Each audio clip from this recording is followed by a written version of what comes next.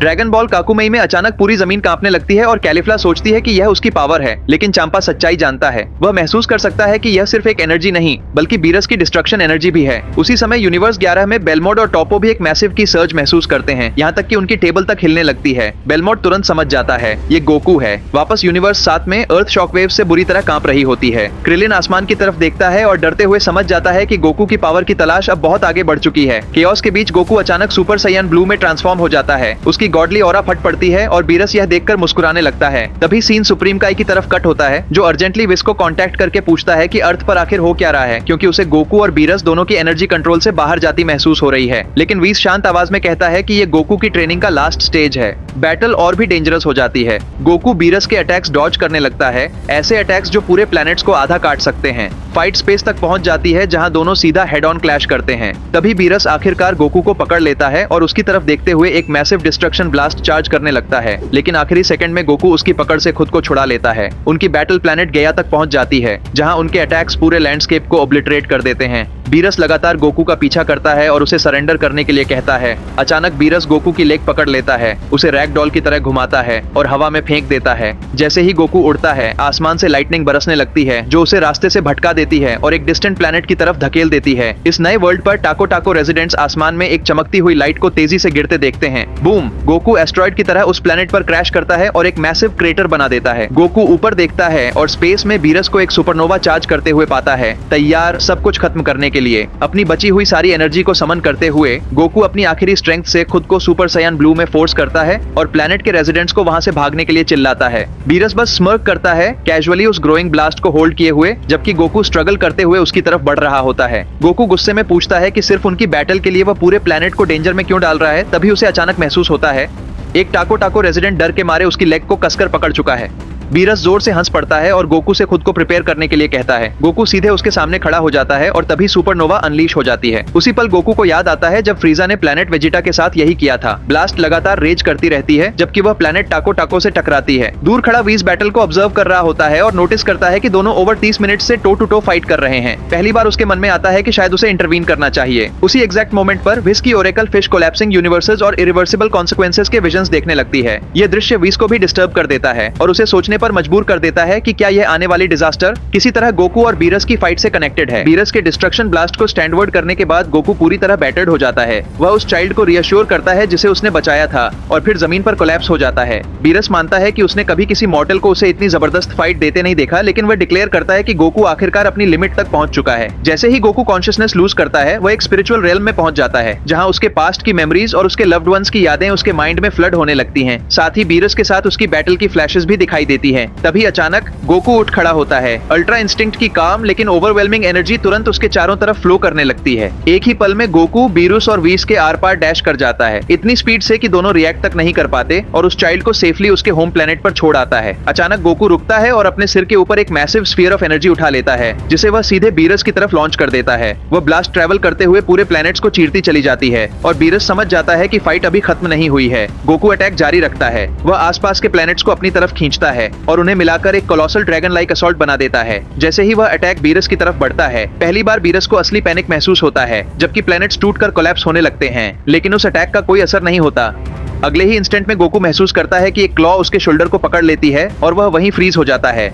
Beerus उसकी आंखों में देखते हुए गुस्से से कहता है कि उसे याद तक नहीं कि आखिरी बार उसे अल्ट्रा इंस्टिंक्ट और डिस्ट्रक्शन को एक साथ यूज कब करना पड़ा था। अचानक गोकू उसकी पकड़ से स्लिप हो जाता है, पीछे डैश करता है और एक कामेहामेहा चार्ज करने लगता है, लेकिन बीरस हंसते हुए उसका मजाक उड़ाता है, कहते हुए कि अब वह टॉर्टोइस जितना स्लो हो चुका है। फिर भी गोकू अपनी बची हुई हर आउंस ऑफ एनर्जी उस ब्लास्ट में डालता रहता है। दूर खड़ा वाइस अमेजमेंट में यह सब देख रहा होता है, क्योंकि उसे एहसास हो जाता है कि बीरस सच में अल्ट्रा इंस्टिंक्ट और डिस्ट्रक्शन दोनों फॉर्म्स को कंबाइन कर चुका है। टेंशन अपने पीक पर पहुंच जाती है। दोनों फाइटर्स अंतिम हमला करने के लिए तैयार हो जाते हैं, लेकिन तभी अचानक गोकू स्नैप कर जाता है। वह कॉन्शियसनेस लूज कर देता है और स्पेस में हेल्पलेसली ड्रिफ्ट करने लगता है। बीरस शॉक में उसे देखता रह जाता है और वाइस पर चिल्लाते हुए कहता है कि वह सच में इस फाइट में पूरी तरह इन्वॉल्व हो गया था, जबकि वह गोकू को इतनी दूर तक पुश करने का क्रेडिट भी देता है। फिर बीरस चारों तरफ देखता है और फ्रीज हो जाता है। उसे एहसास होता है कि उनकी लड़ाई की वजह से उसका पूरा प्लेनेट कंप्लीटली डिस्ट्रॉय हो चुका है। गोकू और बीरस अपनी जबरदस्त फाइट खत्म करने के बाद बीरस विस को उन्हें वापस होम ले जाने जाने का ऑर्डर देता है। उसी समय ग्रैंड प्रिस्ट के पैलेस में सभी एंजल्स साइलेंस में इंतजार कर रहे होते हैं। तभी ग्रैंड प्रिस्ट चैम्बर में एंटर करता है।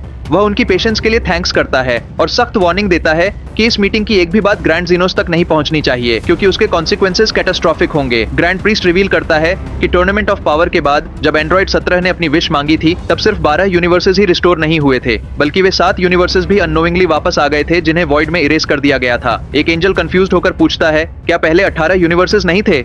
ग्रैंड प्रीस्ट भारी आवाज में जवाब देता है, मैंने तुम में से किसी को कभी नहीं बताया, लेकिन एक 19वीं यूनिवर्स भी है, यूनिवर्स 0। ये सुनते ही पूरे चेंबर में शॉक फैल जाता है। एंजल्स तुरंत पूछने लगते हैं कि उसने यह ट्रूथ सबसे छुपाया क्यों। ग्रैंड प्रीस्ट उदास आवाज में सिर्फ इतना कहता है, यही एक तरीका था। रूम में कंफ्यूजन की विस्पर्स फैलने लगती हैं। तभी अचानक एक ऑमिनस प्रेजेंस पूरे चेंबर को भर देती है। एक स्ट्राइकिंग वुमन धीरे धीरे चेंबर में एंटर करती है। उसकी कमांडिंग ऑरा इतनी पावरफुल होती है कि सभी एंजल्स तुरंत साइलेंस में चले जाते हैं। वह ग्रैंड प्रीस्ट को कावर्ड कहती है। एंगल्स इरिटेटेड होकर उसकी तरफ बढ़ने लगते हैं, लेकिन रिएक्ट करने से पहले ही वह उन्हें नील करने का ऑर्डर देती है। उसकी आवाज ब्लेड की तरह टेंशन को चीर देती है जब वह डिक्लेयर करती है, अब ये इंपोस्टर अपने पास्ट का सच रिवील करेगा। और अब यहाँ पर वेस गोकू से पूछता है कि अब वह आगे क्या करने वाला है। गोकू जवाब देता है कि वह अल्ट्रा इंस्टिंक्ट को पूरी तरह मास्टर करना चाहता है, क्योंकि उसे महसूस होता है कि उस पावर के बावजूद भी वह जिरेन और लॉर्ड बीरस दोनों से हार गया था। फिलहाल वह अर्थ वापस लौटने का फैसला करता है। जैसे ही वाइस उसे वापस होम ले जा रहा होता है, गोकू उससे पूछता है कि अब वह क्या करने वाला है। वीस मानता है कि उसे किसी चीज की जांच करनी है, क्योंकि उसे एक बहुत बुरा एहसास हो रहा है। गोकू कंफ्यूज्ड हो जाता है और सोचता है कि वाइस जैसा बीइंग भी आखिर स्ट्रेस कैसे फील कर सकता है। जैसे ही गोकू और वीस गैलेक्सी के बीच ट्रैवल कर रहे होते हैं, उन्हें एक डेजोलेट और रहस्यमयी जगह दिखाई देती है, यूनिवर्स 19। उसी समय ग्रैंड प्रीस्ट के पैलेस में एक वुमन प्रीस्ट उसे कन्फ्रंट करती है और रिवील करती है कि यूनिवर्स 19 में हुए जेनोसाइड के पीछे वही था, और वह खुद को ओमनी किंग्स के बराबर मानने लगा था। ग्रैंड प्रीस्ट का गुस्सा बढ़ने लगता है और वह उसे खड़े होने का ऑर्डर देता है। बाकी एंजल्स भी आंसर्स मांगने लगते हैं। तभी वह वुमन रिवील करती है कि वह उनकी मदर है और इंसिस्ट करती है कि वह सच बोल रही है। वह एक्सप्लेन करती है कि यूनिवर्स 19 की पावर इतनी ज्यादा थी कि ग्रैंड प्रीस्ट ने खुद उसे डिस्ट्रॉय कर दिया, ताकि ओमनी किंग्स को उसके बारे में कभी पता न चले। ग्रैंड प्रीस्ट आखिरकार एडमिट करता है, इस यूनिवर्स की शक्ति ने मुझे कोई दूसरा चॉइस नहीं दिया। ये सुनकर मदर ऑफ एंजल्स हंसने लगती है और कहती है, तुम्हारे लिए शायद स्पेस और टाइम को मैनिपुलेट करना एक ब्रीफ मोमेंट हो, लेकिन हमारे लिए यह बिलियंस ऑफ ईयर्स का टॉर्चर था। ग्रैंड प्रीस्ट अपने एक्शंस को डिफेंड करते हुए कहता है कि उसके पास कोई ऑल्टरनेटिव नहीं था। यह सुनकर सभी एंजल्स शॉक में पड़ जाते हैं। तभी वह वुमन स्मर्क करती है और उसे एक्सक्यूज करती है कि वह सिर्फ ओमिनी किंग्स को प्लीज करने के लिए अपने डीड्स को जस्टिफाई कर रहा है, लेकिन फिर उसकी टोन बदल जाती है। वह कहती है कि ब्लेम सिर्फ ग्रैंड प्रीस्ट पर नहीं है, बल्कि उस फ्लॉड सिस्टम पर भी है, जिसने उसे यह सब करने के लिए मजबूर किया। और तभी वाइस को एक डीप डिस्टर्बेंस महसूस होती है, एक बहुत ही डेंजरस नेगेटिव एनर्जी की। उसी समय उसे खुद ग्रैंड प्रीस्ट की तरफ से एक सिग्नल मिलता है। वीस तुरंत गोकू से कहता है कि वह यूनिवर्स 0 में महसूस हो रही इस इवल एनर्जी की जांच करे, जबकि वह खुद उस ऑनगोइंग मीटिंग की तरफ चला जाता है जिसे ग्रैंड प्रीस्ट ने सभी एंजल्स के लिए समन किया था। विश के पास पहुंचने पर वाइस देखता है कि बाकी सभी एंजल्स को भी वहां बुलाया गया है और हर कोई कंफ्यूज्ड है कि आखिर चल क्या रहा है। तभी ग्रैंड प्रीस्ट एक्सप्लेन करता है कि टूर्नामेंट ऑफ पावर के बाद जब एंड्रॉइड 17 ने विश मांगी थी कि इरेज्ड यूनिवर्सेस को वापस लाइफ में लाया जाए, तब सिर्फ हाल ही में इरेज हुए यूनिवर्सेस ही नहीं, बल्कि वे यूनिवर्सेस भी वापस आ गए थे जिन्हें मिलियंस ऑफ ईयर्स पहले डिस्ट्रॉय कर दिया गया था। तभी मदर ऑफ एंजल्स सच्चाई रिवील करती है, यह सब ओमिनी किंग्स द्वारा बनाए गए सिस्टम का हिस्सा था। जैसे ही वह यह कहती है, उसके पीछे कई फिगर्स अपीयर होने लगते हैं। कुछ ही पलों में पूरा रूम डिस्ट्रॉयड यूनिवर्सेस के एंजल्स और गॉड्स ऑफ डिस्ट्रक्शन से भर जाता है। टेंशन तेजी से बढ़ने लगती है, क्योंकि वे बाकी एंजल्स से अपने सामने रिस्पेक्ट करने की डिमांड करते हैं। तभी अचानक वाडोस वाइस को शांति से पीछे देखने का सिग्नल देती है। वाइस जैसे ही पीछे मुड़ता है, वहाँ फ्रीजा खड़ा होता है, लेकिन इस बार वह गॉड ऑफ डिस्ट्रक्शन यूनिफॉर्म पहने हुए होता है। फ्रीजा शांत आवाज में कहता है कि वह वाइस को पर्सनली थैंक करना चाहता था, लेकिन वाइस बिल्कुल भी रिएक्ट नहीं करता और कामली कहता है कि उसे हमेशा से पता था कि रिवाइव होने के बाद फ्रीजा कभी शांति से नहीं बैठेगा, और अब फ्रीजा खुद एक गॉड ऑफ डिस्ट्रक्शन बन चुका है। जबकि दूसरी तरफ गोकू की एनर्जी वाइस को सेंस नहीं हो रही होती। जब ये रिवील होता है कि फ्रीजा अब यूनिवर्स 18 का गॉड ऑफ डिस्ट्रक्शन बन चुका है, विस फ्रीजा को कामली कॉन्फ्रंट करता है और कहता है कि जिस पल फ्रीजा रिजरेक्ट हुआ था, उसी पल उसे इस दिन का अंदाजा हो गया था। लेकिन फ्रीजा सिर्फ हल्की हंसी के साथ उसका मजाक उड़ाता है और बताता है कि यूनिवर्स 18 का पिछला गॉड ऑफ डिस्ट्रक्शन वास्तव में कितना वीक था।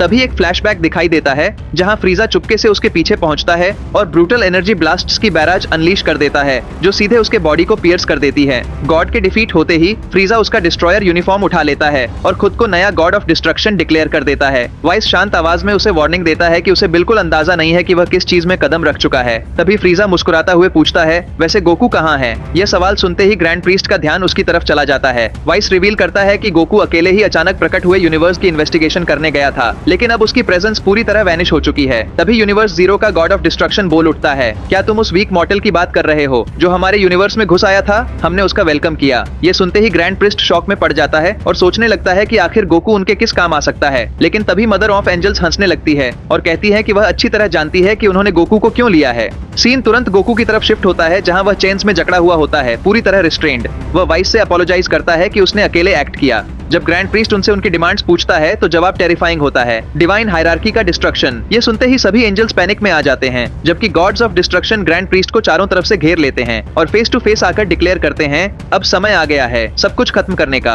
ग्रैंड प्रीस्ट शांत आवाज में सिर्फ एक सवाल पूछता है, और तुम ये सब करने वाले कैसे हो? तभी मदर ऑफ एंजल्स बिना हेजिटेशन जवाब देती है, गॉड्स के बीच एक वॉर शुरू हो चुका है। ग्रैंड प्रीस्ट अपनी आंखें नरो करता है, उसकी आवाज आइस की तरह कोल्ड हो जाती है। अचानक ग्रैंड प्रीस्ट अपना हाथ उठाता है और सभी रिवाइव्ड गॉड्स और एंजल्स उसी पल फ्रीज हो जाते हैं। लेकिन तभी उसकी पावर फॉल्टर होने लगती है और वह अपने घुटनों पर गिर पड़ता है। वह तुरंत अपने एंजल्स को सभी सुप्रीम काइज को समन करने का आदेश देता है ताकि आने वाली बैटल की तैयारी शुरू की जा सके। एक सुप्रीम काई हिचकिचाते हुए मानता है कि यह आसान फाइट नहीं होगी, लेकिन वे अपनी पूरी ताकत लगा देंगे। सीन शिफ्ट होता है पिकोलो की तरफ, जो अपनी ऑरेंज पिकोलो फॉर्म को पूरी तरह मास्टर करने के लिए मेडिटेशन कर रहा होता है। वहीं दूसरी तरफ अर्थ पर जी फाइटर्स लगातार ट्रेनिंग कर रहे होते हैं, क्योंकि वे यूनिवर्स जीरो से गोकू को रेस्क्यू करने के लिए डिटर्मिन्ड हैं। वाइज गोटेन और ट्रंक्स को ट्रेनिंग के लिए बीरस के प्लेनेट पर लेकर जाता है, लेकिन बीरस उनकी प्रेजेंस से विजिबली अनॉयड होता है। जब बीरस उन्हें डिसमिस करता है, तभी गोटेन अपने फादर की फेट को लेकर गुस्से और डर से भर जाता है और सीधे गॉड ऑफ डिस्ट्रक्शन को चैलेंज करने की तैयारी कर लेता है। गोटेन पूरी स्पीड से बीरस की तरफ चार्ज करता है, लेकिन बीरस आसानी से उसे इंटरसेप्ट कर लेता है और पिन पॉइंट प्रिसीजन के साथ उसे जमीन में पटक देता है। दूसरी तरफ वेजिटा यूनिवर्स 6 के प्लेनेट साडाला पर ट्रेनिंग करने चला जाता है। जाने से पहले वह गोहान को भी वाइस के अंडर ट्रेनिंग ज्वाइन करने का ऑफर देता है, लेकिन गोहान मना कर देता है। वह कहता है कि वह उस स्ट्रॉन्गेस्ट ओपोनेंट के साथ ट्रेन करना चाहता है जिसका सामना जेट फाइटर्स ने कभी किया हो, जीरेन।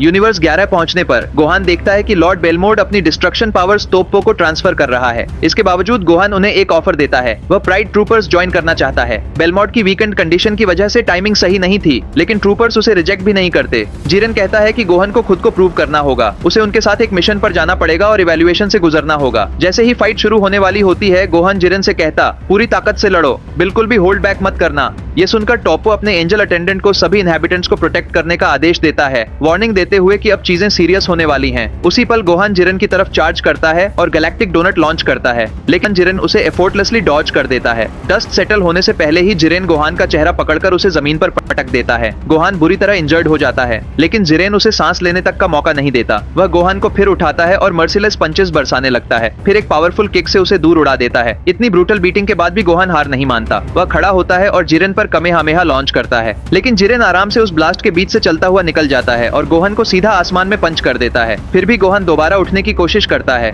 और यही चीज जिरेन को उसके पुराने टीचर की याद दिलाती है, जिसने उसे सिखाया था कि कभी हार मत मानो। फाइट और भी इंटेंस होने लगती है और गोहान एक मैसिव ब्लास्ट अनलीश करने की तैयारी करता है, लेकिन क्या वह सच में जिरेन को डिफीट कर पाएगा? दूसरी तरफ वेजिटा प्लेनेट सडाला के लिए निकल पड़ता है। यहीं पर बीरस गोटेन को डिस्ट्रॉय करने वाला होता है, लेकिन वह आखिरी मोमेंट पर रुक जाता है। उसके बाद वह वाइस को वार्निंग देता है कि अगली बार से वह उसके प्लेनेट पर कोई भी गेस्ट लेकर नहीं आएगा। फिर बीरस अपने होम प्लेनेट जाने की बात करता है, जिस पर ऑरेकल फिश भी उसके साथ चलने को कहता है, लेकिन बीरस मना कर देता है और बोलता है कि इस बार बहुत डेंजर है क्योंकि अब एक वॉर होने वाली है जिसमें बहुत लोग मरेंगे। बीरस एडमिट करता है कि उसने बहुत सालों से प्रॉपर्ली ट्रेनिंग नहीं की और यह बात उसे गोकू के साथ फाइट करते वक्त रियलाइज हुई कि वह कितना पीछे रह चुका है। जैसे ही बीरस अपने होम प्लेनेट पहुंचता है, वह पूरी तरह शॉक हो जाता है क्योंकि वहां चंपा पहले से ही मौजूद होता है। चंपा एक महीने से वहीं बीरस का वेट कर रहा होता है और अब सीन शिफ्ट होता है यूनिवर्स 14 में, जहां एक मिस्टीरियस फिगर समन होता है जो एक बहुत बड़ा डेंजर है। और अब यहाँ वेजिटा फाइनली प्लेनेट सडाला में सायन किंग के पैलेस में पहुंचता है, जहां वह खुद को किंग सडाला के सामने इंट्रोड्यूस करता है। किंग सडाला कहता है कि वह वेजिटा की कहानी सुनना चाहता है, लेकिन वेजिटा उसे बीच में ही रोक देता है और कहता है कि उसके पास स्टोरीज के लिए टाइम नहीं है। ये सुनकर सडाला गुस्से में आ जाता है और कहता है कि स्टोरीज कभी भी टाइम वेस्ट नहीं होती। वेजिटा तुरंत जवाब देता है कि अगर स्टोरी इतनी इंपॉर्टेंट है तो वह उसे सुनना चाहता है। तब किंग सडाला बताता है कि कैसे सयान्स पहले बहुत रूथलेस और कॉन्करर्स थे, फिर वह सयान हायरार्की में ऊपर उठा। एक समय उसे एक ऐसे आदमी को मारने भेजा गया था जो किंग के विरुद्ध था और इस घटना ने उसे अंदर तक डिस्टर्ब कर दिया था। फिर पुराने किंग के अचानक चले जाने की वजह से उसे जबरदस्ती थ्रोन संभालना पड़ा। अपनी स्टोरी खत्म करके साडाला वेजिटा को अपनी सयान आर्मी भेजने से मना कर देता है। ये सुनकर वेजिटा मुस्कुराता है और कहता है कि वह साफ देख सकता है कि किंग मौत से डरता है। ये सुनते ही गार्ड्स और वहां मौजूद सभी लोग शॉक में फ्रीज हो जाते हैं। अचानक वेजिटा अपने रूथलेस पास्ट को याद करते हुए घुटनों पर बैठ जाता है और एडमिट करता है कि चाहे कोई भी चॉइस ली जाए हजारों लोग मरेंगे और यही एक किंग का ड्यूटी होता है कि वह अपने प्रोमिसेस को निभाए। तब वेजिटा पूछता है कि क्या किंग ने आने वाले वॉर के बारे में सुना है, एक ऐसा वॉर जो सिर्फ साइंस के बीच नहीं होगा। फिर वह सवाल करता है कि जब एनिमी इस प्लेनेट तक पहुंच जाएगा तब सदाला क्या करेगा। वेजिटा एडमिट करता है कि वह गारंटी नहीं दे सकता कि कोई हर्ट नहीं होगा, लेकिन वह यह जरूर प्रॉमिस करता है कि हर सयान अपने नाम के लायक जिएगा। साथ ही वह इस प्लेनेट की इमेंस पोटेंशियल की भी तारीफ करता है। लेकिन जैसे ही उसकी नजर कॉलीफ्ला पर पड़ती है, उसकी बातों में कुछ ऐसा होता है जो किंग साडाला को अंदर तक डिस्टर्ब कर देता है। अगले ही पल उसके अंदर प्योर फ्यूरी एक्सप्लोड हो जाती है और वह वेजिटा की तरफ बढ़ने लगता है, जबकि पूरा पैलेस शेक होने लगता है। सालों तक उनकी फ्यूजन को देखने के बाद, उनकी मूवमेंट्स के परफेक्ट रिदम को महसूस करने के बाद विस आखिरकार फैसला करता है कि अब वे उस ट्रेनिंग के लिए तैयार हैं जिसका सामना आज तक किसी मॉर्टल ने नहीं किया। वह एक डोर खोलता है, लेकिन यह कोई साधारण डोर नहीं था। उसके पीछे थी उसकी पर्सनल ट्रेनिंग डायमेंशन, एक ऐसी रियल्म जहां समय की शुरुआत से खुद भिस को तैयार किया गया था। और फिर भिस सच्चाई रिवील करता है, एक होली वॉर आने वाली है, ऐसी वॉर जिसमें शायद गॉड्स भी सरवाइव ना कर पाएं। गोकू प्रिजन्ड हो चुका है, फ्रीजा डिस्ट्रक्शन से भरे पूरे यूनिवर्स को रिवाइव कर चुका है और अब रेजरेक्शन भी पॉसिबल नहीं रही।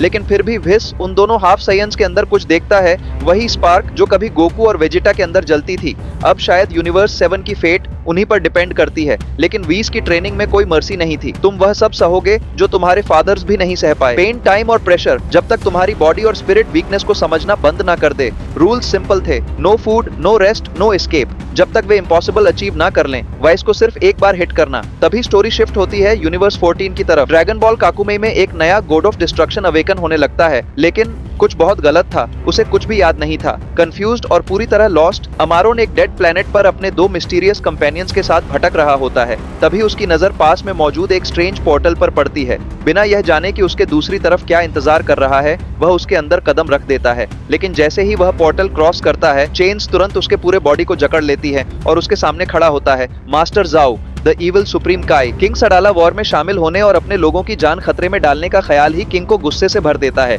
उसकी फ्यूरी पूरे रूम में फैल जाती है। उसका टेरिफाइंग आउटबर्स्ट इतना खतरनाक होता है कि काबा वहीं फ्रीज हो जाता है और खुद वेजिटा भी शॉक में पड़ जाता है। उसी समय बुल्मा, ब्रोली और बाकी लोगों के साथ प्लैनेट सडाला पर पहुंचती है। वहां की एडवांस्ड साइयन टेक्नोलॉजी देखकर सभी हैरान रह जाते हैं, खासकर बुल्मा, क्योंकि वह हमेशा सोचती थी कि साइयन सिर्फ फाइटिंग और बैटल्स की ही परवाह करते हैं। दूसरी तरफ सडाला की मिलिट्री कमांड में अपनी नई पोजीशन पाकर वेजिटा को लंबे समय बाद एक अलग तरह का प्राइड महसूस होता है। लेकिन जब वह मौजूदा साइयन ट्रूप्स को ऑब्जर्व करता है तो जल्दी ही डिसअपॉइंटेड हो जाता है। कई सोल्जर्स को तो सुपर साइयन ट्रांसफॉर्म होना तक नहीं आता था, लेकिन जल्द ही ट्रबल शुरू हो जाती है। कॉलीफ्ला खुलेआम वेजिटा की अथॉरिटी इग्नोर कर देती है और उसके ऑर्डर्स मानने से मना कर देती है। इतनी डिसरिस्पेक्ट सहन न करते हुए वेजिटा अचानक कॉलीफ्ला के बाल पकड़ लेता है और उससे लाइन में आने की डिमांड करता है। ये देखकर वहां मौजूद सभी लोग स्टंट रह जाते हैं। तभी एक एडमिरल तुरंत आगे आता है और वेजिटा को वार्न करता है कि प्लैनेट साडाला पर सुपर साइयन ट्रांसफॉर्मेशन यूज ना करे। गुस्से में वेजिटा पूछता है, मुझे कमांड देने की हिम्मत किसने की? एडमिरल्स वेजिटा की स्ट्रेंथ और आने वाली वॉर में उसकी लेजिटिमेसी दोनों पर सवाल उठाने लगते हैं। फाइटिंग स्टैंसेस लेते हुए वे उसे अपनी पावर प्रूव करने की चुनौती देते हैं। प्योर फ्यूरी में वेजिटा अपनी अल्टीमेट फॉर्म अनलीश कर देता है और उनकी चैलेंज एक्सेप्ट कर लेता है। उन्हें कावर्ड्स कहते हुए वह बैटल के लिए तैयार हो जाता है। एक एडमिरल सबसे पहले उसकी तरफ चार्ज करता है, लेकिन सुपर साइयन ब्लू स्टेट में वेजिटा उसकी हर मूवमेंट को आसानी से ट्रैक कर लेता है। फिर एक एक करके वेजिटा सभी एडमिरल्स को सिंगल डेवास्टेटिंग ब्लोज से डिफीट कर देता है। लेकिन तभी अचानक रबल के बीच से एक डिफीटेड एडमिरल दोबारा उठता है, इस बार सुपर साइयन फॉर्म में ट्रांसफॉर्म्ड। अब यह साफ हो जाता है कि वे सभी शुरू से अपनी ट्रू पावर छुपा रहे थे। एक के बाद एक सभी एडमिरल्स भी ट्रांसफॉर्म होने लगते हैं। ये देखकर वेजिटा सिर्फ स्नीयर करता है और उनकी पावर को पैथेटिक कहता है, जबकि वह फिर से फाइट कंटिन्यू करने की तैयारी करता है। लेकिन बैटल दोबारा शुरू हो पाती उससे पहले पीछे से एक पावरफुल वॉइस सभी को रोक देती है। केओस की खबर सुनकर किंग खुद वहां पहुंच चुका होता है। गुस्से में वेजिटा कहता है कि वह इस मैटर को हमेशा के लिए खत्म कर देगा, लेकिन किंग तुरंत उसे बीच में रोक देता है। अगर तुमने साडाला पर दोबारा ये फॉर्म यूज की तो तुम्हें एग्जाइल कर दिया जाएगा। पूरा बैटलफील्ड एकदम साइलेंट हो जाता है। फिर किंग कोल्ड और फर्म आवाज में कहता है, ऐसी करप्ट ट्रांसफॉर्मेशन की इस प्लेनेट पर कोई जगह नहीं है। अचानक अमारोन को एक नियर बाय पोर्टल दिखाई देता है और वह उसके अंदर कदम रख देता है, लेकिन पोर्टल पार करते ही मास्टर जाओ, जो एक इविल सुप्रीम काय है, उसे चेन्स में जकड़ लेता है। मास्टर जाओ अमारोन को टेंपल ऑफ द एंजल्स में ले जाता है। वहां पहुंचकर वह उसे लॉर्ड ड्रोमेल का एक मैसेज देता है। उस मैसेज में रिवील होता है कि इरेज किए गए यूनिवर्सेस को सीक्रेटली स्टोर करके रखा गया है और ग्रैंड प्रिस्ट ने सभी राइवल गॉड्स को फ्रीज कर दिया है। जैसे ही अमारोन वह मैसेज पढ़ता है, उसकी खोई हुई मेमोरीज वापस आने लगती है। जाओ तुरंत उसे ग्रैंड प्रिस्ट को हराने के लिए कहता है, क्योंकि अब उनकी आखिरी उम्मीद सिर्फ अमरॉन ही है। उधर वेजिटा, केल और काबा को आने वाली इंटरगैलेक्टिक वॉर के लिए ट्रेनिंग दे रहा होता है। तभी उसे अचानक एक बेहद खतरनाक प्रेजेंस महसूस होती है, जो तेजी से प्लेनेट साडाला की ओर बढ़ रही थी। वेजिटा की आंखें तुरंत अमारोन पर टिक जाती हैं और वह धीरे से कहता है उसकी की बिल्कुल गॉड ऑफ डिस्ट्रक्शन जैसी है। दूसरी तरफ अमारोन भी वेजिटा की शक्ति को महसूस कर लेता है। फिलहाल सीधा टकराव टालने के लिए वह प्लैनेट के दूसरे हिस्से की ओर चला जाता है। एक सेकंड भी बर्बाद किए बिना वेजिटा काबा को आदेश देता है कि वह तुरंत किंग साडाला को वार्न करे और सभी सोल्जर्स को मोबिलाइज करे। घबराया हुआ काबा तुरंत पैलेस की ओर उड़ जाता है। मैंने वेजिटा को पहले कभी इतना टेंस नहीं देखा, वह मन ही मन सोचता है। थ्रोन रूम में घुसते ही काबा जोर से चिल्लाता है कि स्पेशल फोर्सेस को तुरंत डिप्लॉय करना होगा। किंग साडाला हाथ उठाकर उसे शांत कराते हैं और कामली उसका धन्यवाद करने के बाद आदेश जारी करते हैं। जैसे ही सैनिक इकट्ठा होने लगते हैं, किंग साडाला आखिरी कमांड देते हैं, अपनी पावर्स को एक्सपैंड करो और पूरे प्लेनेट के चारों ओर एक मैसिव एनर्जी शील्ड बना दो। किंग डिक्लेयर करता है कि वॉर अब शुरू हो चुकी है, लेकिन वह वेजिटा को भरोसा दिलाता है कि इस बैटल में वह उसके साथ खड़ा रहेगा। जैसे ही सभी अमरॉन की प्रेजेंस को महसूस करते हैं, वेजिटा की आंखें शॉक में जम जाती है। दूसरी तरफ एमरॉन और उसकी क्रू उस बैरियर को नोटिस करते हैं, लेकिन अमरॉन शांत आवाज में कहता है, इसे मैं खुद हैंडल करूंगा। अचानक वह एक टेरिफाइंग ब्लास्ट चार्ज करता है और सीधे सयान प्लेनेट की तरफ फायर कर देता है, शील्ड को शैटर करने के इरादे से। किंग तुरंत सोल्जर्स को अपनी पोजीशन होल्ड करने का आदेश देता है। वहीं ब्रोली पूछता है कि क्या उसे इंटरवीन करना चाहिए, लेकिन वेजिटा उसे रोकते हुए कहता है कि उसे बाद में उसकी जरूरत पड़ेगी। अमरॉन हल्का सा मुस्कुराता है, क्योंकि वह समझ चुका था कि वेजिटा अच्छी तरह जानता है कि वे किस लेवल के फाइटर्स हैं। तभी अचानक अमरॉन अपनी डिस्ट्रक्टिव पावर पूरे प्लेनेट पर अनलीश कर देता है। वेजिटा का दिल तेजी से धड़कने लगता है, क्योंकि उसे एहसास हो जाता है कि सब कुछ बिखरने वाला है। बैरियर धीरे धीरे क्रैक होने लगती है और अगले ही पल पूरी शील्ड शटर हो जाती है। जैसे ही बैरियर टूटती है, अमरॉन अटैक के लिए खुद को तैयार करता है और अनइमेजिनेबल स्पीड से सीधे प्लेनेट की तरफ सोर करने लगता है। तभी वेजिटा आगे बढ़ता है, अमरॉन का सामना हेड ऑन करने के लिए पूरी तरह डिटरमिन्ड। एक पावर रोर के साथ वेजिटा सीधे उसकी तरफ चार्ज कर देता है, साइंस को बचाने के लिए। लेकिन अचानक अमरॉन अपनी चेन्स को तेजी से उसकी तरफ चार्ज करता है, वेजिटा को जकड़ने की कोशिश में, मगर वेजिटा तुरंत सिचुएशन को पलट देता है। वह चेन्स को पकड़ लेता है और जोर से खींचकर अमरॉन को अपनी तरफ खींच लाता है। एनर्जी उसके अंदर वायलेंटली फ्लो होने लगती है और वेजिटा अपने मुंह से एक डेवास्टेटिंग ब्लास्ट चार्ज करना शुरू कर देता है। लेकिन उससे पहले कि वह उसे अनलीश कर पाता, अचानक उसके पूरे शरीर में दर्द दौड़ जाता है। अमरॉन की ब्लेड सीधे उसके बॉडी को पियर्स कर चुकी होती है। स्मर्क करते हुए अमरॉन कहता है, तुम्हारी शक्ति कमजोर पड़ चुकी है वेजिटा, अब तुम इस फाइट को जारी रखने के लायक नहीं रहे। यह देखकर वहां मौजूद सभी सयान्स डिसबिलीफ में पड़ जाते हैं। तभी उनका किंग रिवील करता है कि वेजिटा ने एक नई पावर अनलॉक की थी, लेकिन उसके बैकलैश ने उसके बॉडी पर बहुत भयानक असर डाला है। सीन कट होता है अमरान की तरफ, जो वेजिटा के ऊपर खड़ा होता है और अपने पैर से उसका सिर जमीन में दबा देता है। यह देखकर कैलिफ्ला गुस्से से अपनी फिस्ट टाइट कर लेती है। उसकी फ्यूरी पूरी तरह बॉयल होने लगती है। अमेरान की पियर्सिंग ग्लेयर तुरंत उसकी तरफ घूमती है और उसकी आंखों में ताकतवर चमक देखता है। फिर वह दोबारा वेजिटा की तरफ मुड़ता है और मानता है कि सयान प्रिंस ने सच में उसे सरप्राइज किया था, लेकिन आखिर में विक्ट्री उसी की होगी। फिर भी वेजिटा हार मानने से इनकार कर देता है। उसका रिजॉल्व अब भी पूरी तरह अनब्रोकन था। सयान्स पूरी तरह खत्म होते जा रहे थे और उनके जनरल्स एक एक करके गिर रहे थे। ब्रोली और बाकी सयान्स पूरी तरह शॉक्ड रह जाते हैं, क्योंकि वो वेजिटा की लाइटनिंग फास्ट मूवमेंट्स को समझ तक नहीं पाते। किंग सडाला होश में आता है। जब सडाला वेजिटा से निकल रही नई शक्ति को देखता है तो उसके चेहरे पर खुशी छा जाती है। वेजिटा मानता है कि उसे इस ट्रांसफॉर्मेशन पर ज्यादा कंट्रोल नहीं है और उसे शक है कि ये जीतने के लिए काफी होगा या नहीं। लेकिन अमरॉन बिल्कुल भी परेशान नहीं होता। वो खतरनाक मुस्कान के साथ कहता है कि अब जब वेजिटा ने अपनी पावर बढ़ा ली है तो उसे भी अब खुद को रोकने की जरूरत नहीं पड़ेगी। जैसे ही अमरॉन ट्रांसफॉर्म होना शुरू करता है, पूरा माहौल एक खतरनाक एनर्जी से भर जाता है और तब वेजिटा डर के साथ महसूस करता है कि अमरॉन अब तक उनसे टाइम पास कर रहा था। अमरॉन हमला करता है, लेकिन वेजिटा अब पूरी शांति के साथ हर वार को काउंटर करता है। अपनी नई शक्ति के साथ वो बिना किसी एफर्ट के मूव कर रहा था।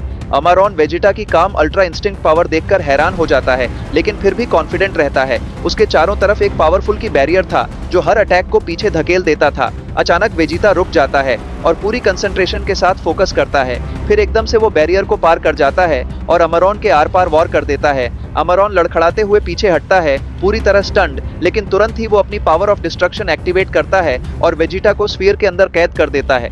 रेजिस्टेंस करना बेकार है, अमारॉन ताने मारते हुए कहता है, लेकिन जैसे ही धूल हटती है वेजिटा उस स्फीयर को तोड़कर बाहर निकल आता है और उसके नीचे जमीन में एक विशाल क्रेटर बन जाता है। भारी सांस लेते हुए वेजिटा समझ जाता है कि अमारॉन भी बिल्कुल बीरुस की तरह डिस्ट्रक्शन एनर्जी को कंट्रोल कर सकता है। अब अमारॉन का गुस्सा भड़क उठता है। क्या तुमने पहले कभी ऐसा कुछ देखा है सयान? वो दहाड़ते हुए चिल्लाता है और अब अमारॉन बुल्मा ऑर्डर्स पर तुरंत चिलाई और लेमो को हॉस्टेज बना लेता है। ब्रोली उनसे रिलीज करने की प्लीड करता है, लेकिन डूला सिर्फ हंसता है। चिलाई ब्रोली को रियश्योर करती है कि उन्हें नहीं मारा जाएगा क्योंकि वे होस्टेजेस हैं, लेकिन यह सुनकर दूल्हा इंसल्टेड महसूस करता है और अगले ही पल वह लेमो को क्लिफ से नीचे फेंक देता है, जबकि बेरहमी से चिलाई के स्टमक को पियर्स कर देता है। यह देखकर ब्रोली हॉरर में जम जाता है, उसकी विजन ब्लर होने लगती है और यूनिवर्स 6 के सयंत्र समझ जाते हैं कि अब क्या होने वाला है। अपनी आखिरी सांसों में चिलाई उसका नाम पुकारती है और उसी पल ब्रोली का रेज पूरी तरह एक्सप्लोड हो जाता है। वह लेजेंडरी सुपर साइयन में ट्रांसफॉर्म हो जाता है। जैसे ही ब्रोली लेजेंडरी सुपर साइयन में ट्रांसफॉर्म होता है, उसकी अनकंट्रोलेबल रेज पूरे यूनिवर्स 6 में शॉक वेव्स भेजने लगती है। उसकी विल फोर्स इतनी टेरिफाइंग होती है कि हिट और फ्रॉस्ट तक अपनी जगह पर फ्रीज हो जाते हैं। अगले ही पल ब्रोली का फ्यूरी उसके पूरे बॉडी से रेडिएट होने लगता है और उसकी कॉन्शियसनेस धीरे धीरे गायब होने लगती है। आसमान में थंडर गरजने लगता है और वायलेंट विंड्स हर तरफ हाउल करने लगती है। किंग सडाला शॉक में देखता है। उसकी नजर ब्रोली पर टिक जाती है, जो अनरिलेंटिंग रेज में लगातार स्क्रीन कर रहा होता है। ब्रोली एक डिफेनिंग रोअर छोड़ता है, लेकिन कुछ गलत था। वह मूव ही नहीं कर रहा था। डूला के चेहरे की स्मर्क धीरे धीरे गायब होने लगती है और उसकी जगह कंफ्यूजन ले लेती है। तभी वेजिटा की फ्यूरियस शाउट पूरे क्योस कर देती है, तुम लोगों ने बहुत बड़ी गलती कर दी है। लेकिन इससे पहले कि कोई रिएक्ट कर पाता, ब्रोली अचानक वैनिश हो जाता है और अगले ही पल वह सीधे डूला के पीछे अपीयर होता है। एक मॉन्स्टरस चार्ज के साथ वह उसकी तरफ लंच करता है। केल उसे वापस होश में लाने की डेस्परेट कोशिश करते हुए वह धीरे से अपना हाथ उसकी तरफ बढ़ाती है, लेकिन जैसे ही उनकी उंगलियां टच होती हैं, ब्रोली का फ्यूरी दोबारा इग्नाइट हो जाता है और बिना रियलाइज किए वह केल को जोर से दूर स्विंग कर देता है। अब कोई और चॉइस ना बचने पर केल उस पर एक ब्लास्ट फायर करती है, लेकिन ब्रोली उसे बेसबॉल की तरह एफर्टलेसली डिफ्लेक्ट कर देता है। फिर भी केल हार नहीं मानती। उसे रोकने के लिए तुरंत उसका लेग पकड़ लेती है, फिर उसका फेस पकड़कर उससे प्लीड करती है कि वह काम डाउन हो जाए और तभी उसकी आवाज का कुछ असर ब्रोली तक पहुंचता है। तभी केल के अंदर एक डीप कनेक्शन जाग उठता है जो उसे एक ट्रांस में खींच ले जाता है। वह खुद को एक वाइट खाली वॉइड में पाती है जहां सामने ब्रोली खड़ा होता है। धीरे धीरे उसकी तरफ बढ़ते हुए वह उससे कहती है, खुद पर दोबारा कंट्रोल लो ब्रोली। जैसे ही ब्रोली केल को धीरे धीरे मरते हुए देखता है, उसकी बजर्क स्टेट फेड होने लगती है। आंसुओं से भरे चेहरे के साथ केल ब्रोली को एक आखिरी बात बताती है, दूल्हा और अमारॉन को उनके हर किए की सजा मिलनी चाहिए। वह ब्रोली से कहती है कि उसे उस पर भरोसा है, फिर अपनी आखिरी सांस लेते हुए हमेशा के लिए साइलेंट हो जाती है। अचानक ब्रोली खुद को एक इनर वॉइड में पाता है जहां वह केल के लाइफलेस बॉडी को घूर रहा होता है, लेकिन तभी एक मिस्टीरियस प्रेजेंस उसे ऐसा ना करने के लिए उकसाने लगती है। चिलाई ही हमारा आखिरी परिवार है और अब हमें उन डीमन से रिवेंज लेना होगा जिन्होंने यह किया है। लेकिन ब्रोली उसका अगेंस्ट करता है। वह कहता है कि उसकी बजर्क पावर ने हमेशा सिर्फ डिस्ट्रक्शन ही लाया है। डीमन स्नीयर करता है और कहता है, इस दुनिया को सिर्फ पावर कंट्रोल करती है और केवल ताकत के जरिए ही हम अपने लव्ड वंस को प्रोटेक्ट कर सकते हैं। लेकिन ब्रोली की आवाज टूटने लगती है और वह चिल्लाकर पूछता है, मेरी अनकंट्रोलेबल पावर की वजह से कितने इनोसेंट लोग सफर कर चुके हैं। डीमन लगातार उसकी रिजॉल्व तोड़ने की कोशिश करता है, लेकिन आखिरकार ब्रोली सच्चाई समझ जाता है। उसका रेज कभी उसकी असली ताकत नहीं था, वह सिर्फ एक टूल था जो उसकी सबसे बुरी इमोशंस को फीड करता था। उसकी नजर सीधे डूला पर टिक जाती है। उन दोनों के अंदर जलती हेट्रेड साफ महसूस हो रही होती है, जबकि ब्रोली धीरे धीरे उसकी तरफ बढ़ने लगता है। डूला तुरंत उस पर हमला करता है, लेकिन ब्रोली उस ब्लास्ट के बीच से ऐसे चलता हुआ निकल जाता है जैसे वह कुछ था ही नहीं। अगले ही पल वह इंस्टेंट टेलीपोर्ट करके बाकी दूरी खत्म कर देता है। उसे अच्छी तरह पता होता है कि डूला रिजेनरेट कर सकता है। बिना हेजिटेशन के ब्रोली अपना हाथ उसके अंदर घुसा देता है और सीधे उसका हार्ट चीर देता है। उसी पल ब्रोली आखिरकार समझ जाता है कि डूला इतने समय से कैसे सरवाइव कर रहा था। अपना हाथ बाहर निकालते हुए वह ठंडी आवाज में कहता है, यह चिलाई के लिए था। फिर वह डूला को दोबारा रिजेनरेट होने का ऑर्डर देता है ताकि वह उसे फिर से मार सके। वह स्नीयर करते हुए कहता है, लेकिन चिलाई इतनी लकी नहीं थी, उसे दूसरा मौका नहीं मिला। ब्रोली डूला को फिर से ट्रांसफॉर्म होने के लिए कहता है और अगले ही पल उसकी तरफ लंच करता है, लेकिन उसका हमला लैंड होने से पहले ही एक पोर्टल उसे निगल लेता है। अचानक उसके चारों तरफ सैकड़ों मिनी पोर्टल्स फ्लिकर होने लगते हैं, जबकि डूला काउंटर अटैक करने की कोशिश करता है, लेकिन उसकी सारी कोशिशें बेकार जाती हैं। उसका कोई भी हमला ब्रोली को अफेक्ट तक नहीं कर पाता। तभी अचानक अमरॉन की तरफ से एक टेलीपैथिक मैसेज डूला तक पहुंचता है। सिग्नल बिल्कुल क्लियर था, सडाला गिर चुका है, अब अपनी पूरी शक्ति अनलीश करने का समय आ गया है। जैसे ही ब्रोली को एहसास होता है कि डूला खुद को सेल्फ डिस्ट्रक्ट करने वाला है, वह तुरंत उसे पकड़ लेता है और यूनिवर्स 6 से बाहर ब्लास्ट कर जाता है। कुछ ही पलों बाद एक मैसिव एक्सप्लोजन पूरे कॉस्मोस को हिला देती है। सभी सायांस शॉक में यह सब देखते रह जाते हैं, उनके चेहरे डिसबिलीफ से जम जाते हैं। वेजिटा स्टंट खड़ा रह जाता है, ब्रोली के सैक्रिफाइस को समझ तक नहीं पाता। अमरॉन स्मर्क करता है और उसे टॉन्ट करते हुए कहता है ब्रोली मर चुका है, लेकिन तभी एक्सप्लोजन अचानक वैनिश हो जाती है। एक एडमिरल ठीक समय पर ब्रोली को पकड़ लेता है और उसे बचाने के लिए थैंक करता है। जमीन पर पड़े हुए बेयरली कॉन्शियस ब्रोली धीरे से केल की तरफ हाथ बढ़ाता है। उसकी आवाज रिग्रेट से भरी होती है, मुझे माफ कर दो हर चीज के लिए। तभी सीन शिफ्ट होता है वेजिटा की तरफ, जो आखिरकार अमारोन के खिलाफ फाइनल बैटल के लिए खड़ा हो जाता है। अमारोन डिसबिलीफ में उसे घूरता है, उसे समझ ही नहीं आता कि इतनी हालत होने के बाद भी वेजिटा अभी तक खड़ा कैसे है। जैसे ही वह उसकी तरफ बढ़ने की कोशिश करता है, अचानक उसके लेग्स जवाब दे देते हैं और वह गिरते हुए अपने घुटनों पर आ जाता है। वेजिटा हंस पड़ता है, लगता है अब टफ बनने का तुम्हारा टाइम खत्म हो गया, इतनी डिस्ट्रक्शन एनर्जी इस्तेमाल करने ने तुम्हें पूरी तरह थका दिया है।